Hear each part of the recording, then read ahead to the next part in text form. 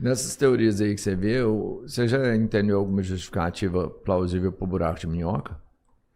O buraco de minhoca é um objeto hipotético, né? A gente não sabe se existem, embora seja plausível, o Kip Thorne estuda isso já desde os anos 70, dos anos 80, né? Mas a gente não sabe se existe. Talvez nem possa... Na verdade, até os buracos negros, embora tem várias, entre aspas, confirmações de que existem buracos negros, só que no fim das contas o que se tem são objetos, alguns deles são muito compactos, outros nem compactos são, né? São muito massivos, mas não necessariamente compactos, que não se conhece outros objetos teóricos que possam explicar. No centro da Via Láctea, no centro da M87, por exemplo, tem no centro da Via Láctea cerca de 4,3 milhões de massas solares. Não tem nenhum objeto conhecido que não emita luz, né? Porque além de tudo ele não emite. Ele tem o disco de acreção em volta, o disco de acreção emite luz, mas o próprio buraco negro não emite luz. Não tem nenhum objeto conhecido teórico que possa ter uma massa de 4 milhões de massas solares, porque tem uma coisa chamada limite de Eddington. Né? O limite de Eddington, uma estrela que tem uma massa acima de 130, 140 massas solares, ela não tem estabilidade. Como é que se fala? Por que uma estrela é aproximadamente esférica? Porque você tem a força gravitacional que está puxando né? E a temperatura que está provocando uma expansão. Então ela entra em equilíbrio hidrostático. Né? Ela não pode... Tem gente que fala a Terra é esférica por causa da gravidade. Não, a Terra é esférica por causa do equilíbrio hidrostático, porque a gravidade está... Se fosse para a gravidade, ela entraria num colapso e forma um buraco negro. Né? Só que ela tem a expansão provocada pela temperatura e a atração para o centro formada pela gravidade, e no final se equilibram e determinam um raio mais ou menos fixo. Não é exatamente fixo, ele fica oscilando e tem uma variação também de longo prazo, mas é quase fixo. Né? Então você tem lá as estrelas por isso. Como é que eu entrei nisso agora? Agora eu me perdi a parte aqui. A gente começou no buraco de minhoca, mas estava explicando o buraco negro, por exemplo, que a gente também não consegue... Está falando que o buraco negro pode não existir buracos negros, mas como é que eu cheguei nessa parte? Qual foi o motivo que eu comecei a explicar a questão da estrela? Do equilíbrio hidrostático, mas enfim. Passou a verdade, a gente veio, buraco negro não é comprovado ainda, mas o buraco negro já conseguiram visualizar isso que eles teoricamente. Não, eles fizeram... eles têm... Não são fotos, né? São... tem um artigo, tem acho que 4 artigos de 2000 tem de 2009 e tem de 2015, 2014, que eles falam que tem uma foto de um buraco negro. Né? Na verdade não é uma foto e não é um buraco negro. É um disco de acreção que ele fica em volta, porque o buraco negro não emite luz. O que define... Ele suga a luz até. O que define um buraco negro? O buraco negro, na época do Laplace, no século XVIII, o Laplace já propôs o conceito de estrela negra. A estrela negra é um objeto que tem uma velocidade de escape. O que é velocidade de escape? Na Terra, se você joga uma pedra para cima, ela vai subir e vai cair de volta por uma razão, porque você não jogou com velocidade suficiente para que ela escapasse da aceleração gravitacional da Terra. Se você consegue jogar uma pedra a uma velocidade maior do que 11,18 km por segundo, na região do Equador, se for fora do Equador é um pouco menos, mas no Equador 11,18 km por segundo é a velocidade necessária para, na verdade, é um pouco menor em outros lugares, né? Maior em outros lugares. Se você, nos polos, por exemplo, é um pouco maior. Se você joga essa velocidade, se não houvesse atmosfera reduzindo por atrito a velocidade, se ela continuasse com essa velocidade, ele ia descrever uma trajetória parabólica, quer dizer, ela não volta a cair. Né? O Newton já tinha uma noção disso, o Galileu, na verdade, já tinha uma noção, que se você está no topo de uma montanha e dispara um projeto de canhão, ele vai cair. Se você aumenta a velocidade, ele vai mais longe, e chega a um certo ponto que ele vai continuar caindo, ele vai dar uma volta em volta da Terra e vai te atingir por trás, desde que não houvesse atmosfera para frear. Né? Então ele vai entrar em órbita e vai ficar girando. Essa é a velocidade circular, que é cerca de 7,9 km por segundo. A velocidade de escape é raiz de 2 vezes a velocidade circular, que dá 11,18 km por segundo, mais ou menos. Nós temos velocidade de escape, né? A massa do nosso corpo é muito pequena, mas nós temos também velocidade de escape. Asteroides pequenos, por exemplo, eles têm velocidade de escape, que é o mínimo necessário para escapar da superfície daquele objeto. E a Terra tem esse limite. Num buraco negro, a velocidade de escape é a velocidade da luz. Né? Então, o que define um buraco negro é um objeto cuja velocidade de escape é igual à velocidade da luz no vácuo. Igual ou maior? É igual, porque ali o horizonte é a região que determina. O horizonte abaixo vai ser maior, para cima vai ser menor, e aquela região é que delimita uma singularidade, né? É o horizonte de eventos. Então, na verdade, isso seria o buraco negro de Schwarzschild, que é um buraco negro que não tem rotação e não tem carga elétrica. No mundo real não é assim, os buracos negros têm rotação e geralmente tem também carga elétrica. Então, eles têm uma ergosfera em vez de ter um horizonte de eventos, né? Mas por simplificação, ele trabalhou... Porque o Schwarzschild resolveu um problema extremamente complexo. Inclusive, ele estava em leito de morte quando ele resolveu isso. Ele estava participando da guerra, foi em 1914, 1916, se não me engano.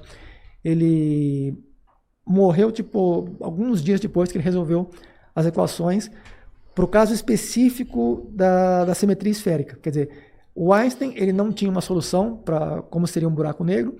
O Schwarzschild foi o que encontrou essa solução para um caso particular, muito específico, que é um buraco negro em que você tem uma simetria esférica, é perfeitamente esférico, né?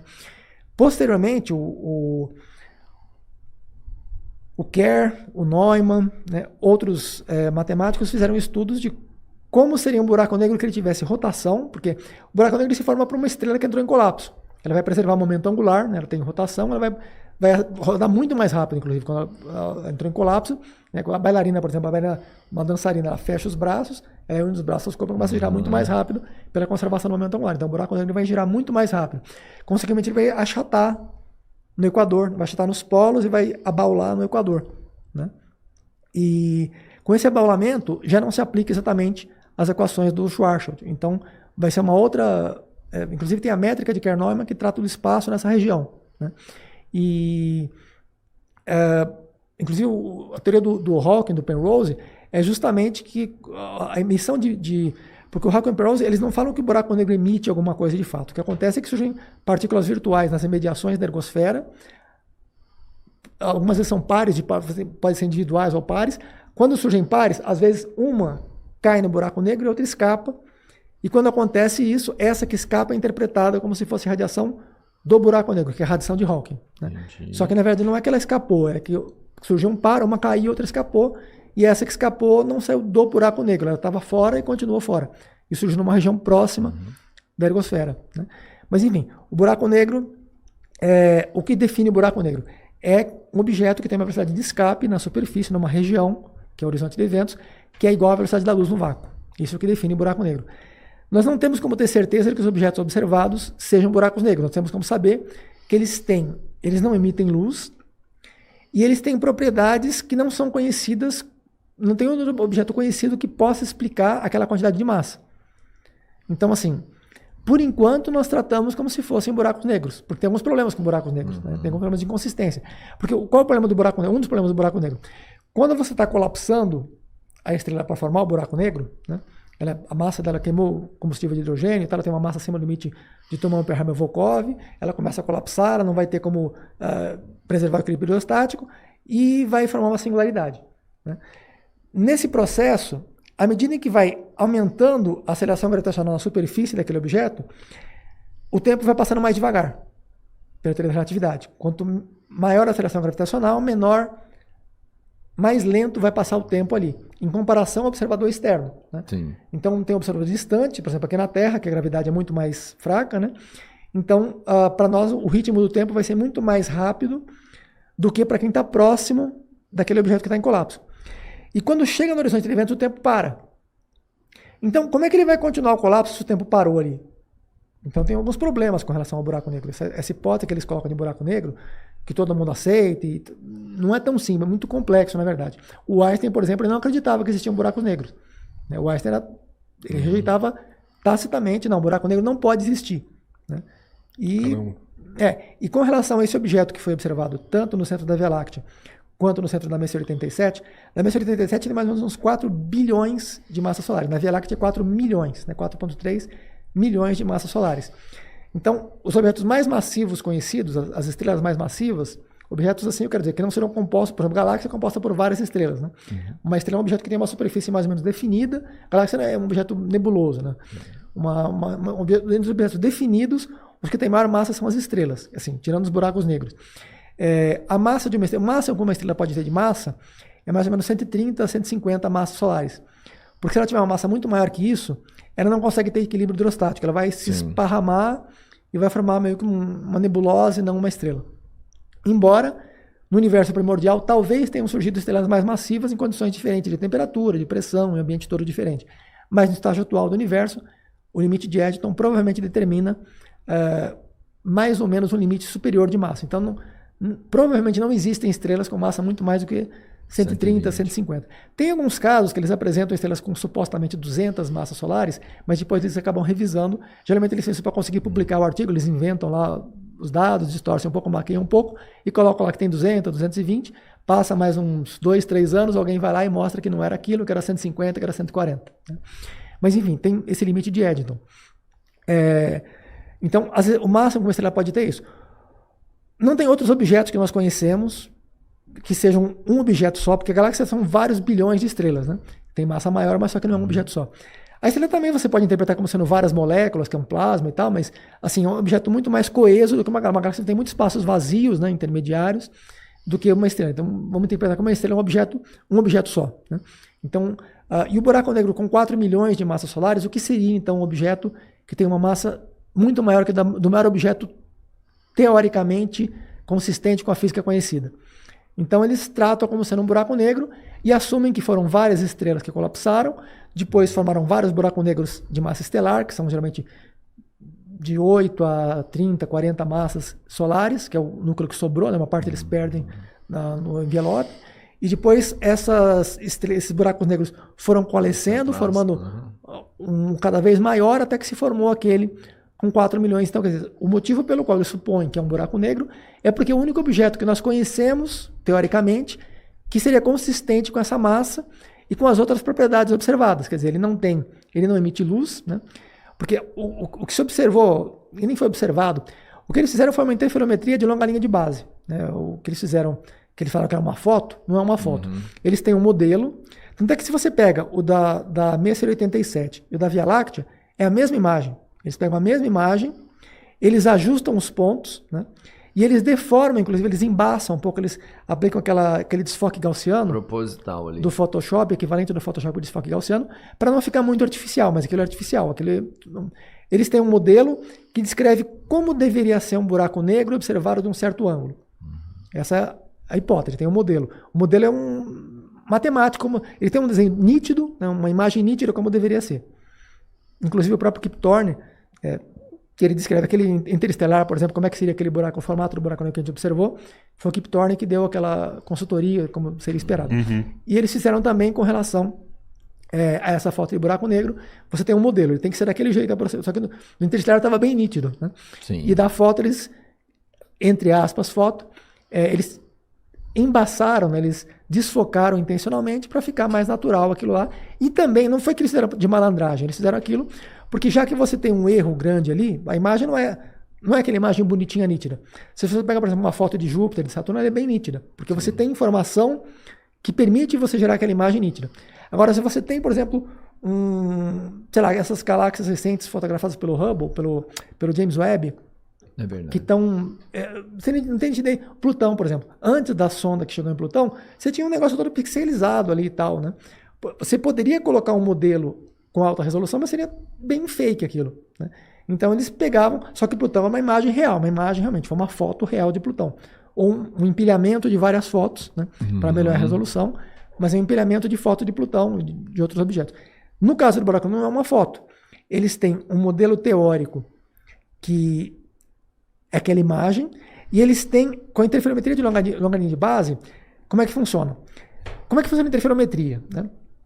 No caso do Michelson e Morley, do Foucault, por exemplo. Do Foucault, você tem você tem uma fonte de luz. Na época eles usavam vela, era uma vela mesmo, mas atualmente se usa laser. Né?